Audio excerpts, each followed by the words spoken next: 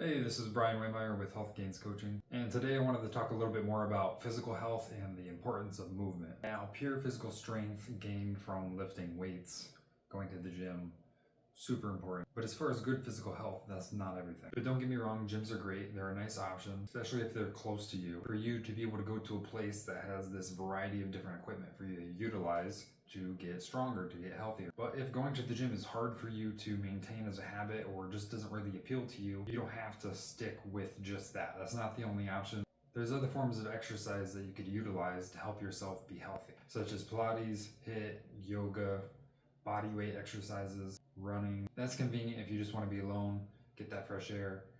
If you're not worried about getting mugged, you want to work on your cardio. But you could also use a bicycle, bike around, you can go swimming. Ultimately, it doesn't matter what exercise you do, preferably just that you are doing exercise, focusing on your stamina and overall health. You don't have to exercise, but if you don't take care of your health now, then it's going to affect you later. Besides exercise helping you out later in life, it's also going to help you out right now. It's going to help you feel stronger, more confident, to have higher levels of energy, to be in a better mood. The hard part about exercise and taking care of yourself is you have to be proactive, you have to put forth effort, and that is uncomfortable at times as you are pushing yourself, as you do tear your muscles so that they can grow.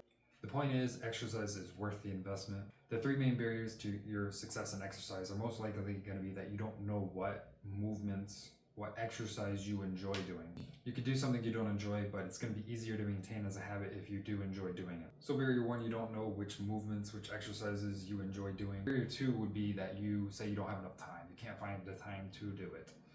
Well, you got to find the time to do it, otherwise it's not going to happen. You obviously have time to do other things in your life. Why can't you do this? Three is being consistent, which kind of ties into number two. Sometimes we start out, but then we don't really continue. The consistency is one of the hardest parts in exercise, especially if we push ourselves too hard, too fast. Then we get super fatigued and just fall off. If you've had trouble with consistency in the past, I'd say you could work on easing yourself back into it. Finding something that you like to do, maybe add a little variety in so you're not doing that one thing, like you don't want to work one muscle group. If you're not really sure where to begin, maybe your gym's fairly far and you don't want to waste that time in your day commuting, you focus on exercise at home with body weight exercise, push-ups.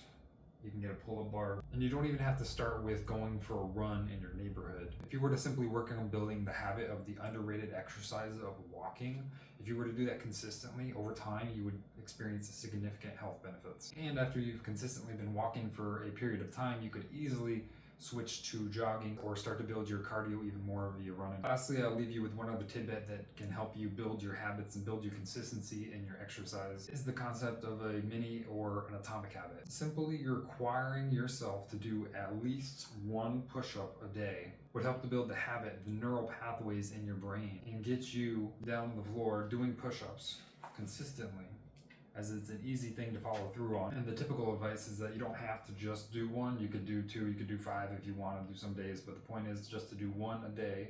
And if you do that consistently, over time you will have gains. Like I always haven't been super strong. I haven't always been able to do a lot of push-ups or a lot of pull-ups. For the pull-ups right now, mostly I'm just using it to hang, to stretch out the spine. Even just hanging will help you to build that strength and later more pull-up numbers. So right now, one of my exercises is hanging from that pull-up bar, and the base habit that I've been doing recently that I added in after exercising for some time. So I've just been doing push-ups in one set, not trying to spread it out through the day, say like doing 100 over a day or anything like that. Initially when I started, I was doing like 50 push-ups a day in one set, but after some time I decided I wanted to lower that and just do the 30 push-ups a day in one set. Now I've been doing that consistently, and sometimes I feel pretty sore around the chest. Sometimes I'll give myself rest days, but I get most of the days, and I feel significantly stronger at this point. So much so that I added another habit in of working on my abs. I've been utilizing an app to bring me through a bunch of ab exercises called Six Pack in 30 days, but I've been utilizing them